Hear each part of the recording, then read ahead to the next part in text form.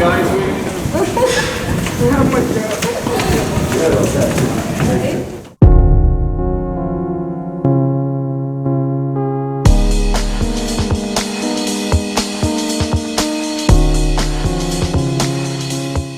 There was lots of empty housing, lots of empty factories, and lots of empty wall space. So guys like GFA, AWF, they could go out over into the former East and paint with free abandon.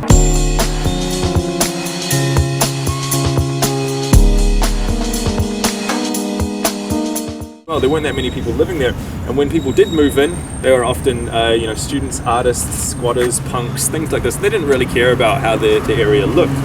So there wasn't a big outcrying by the public for the graffiti that was everywhere, so the police didn't have to stamp down on it quite so hard. And then later on, when street artists started coming through, in the 90s, early 2000s, they didn't have to be quite so afraid of going out into areas, for being beaten up and things like that.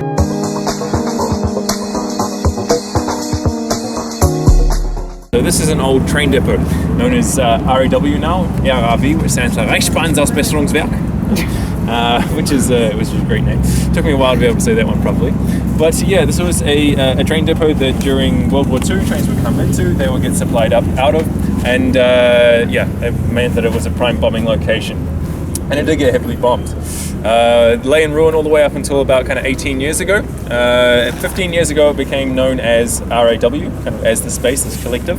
To begin with, some people came through and set up a bit of housing here, a little bit of studio space here, things like that. And then over the next 15 years, more people came through with more ideas, and this space has risen like a phoenix from the ashes.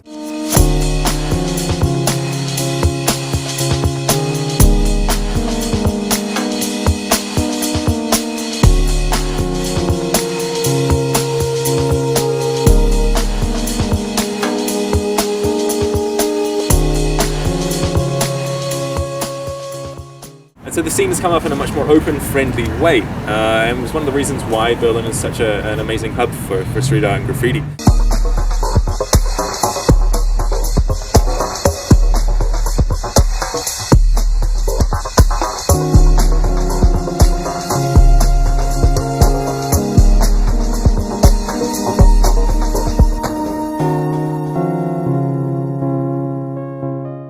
They applied to the city and said, hey, have you got some space for us?